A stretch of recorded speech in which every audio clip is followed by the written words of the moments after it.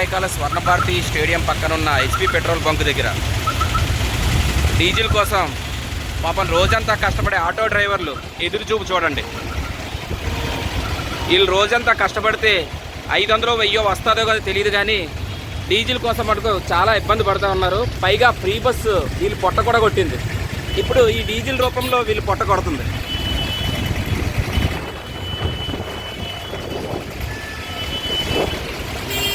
ఇంకా లోపలికి వెళ్ళి చూద్దాం ఎంతమంది ఆటో డ్రైవర్లు ఉన్నారో. ఇదిగో చూడండి, ఈ బంక్ అంతా ఆటో డ్రైవర్లతోనే నిండిపోయింది.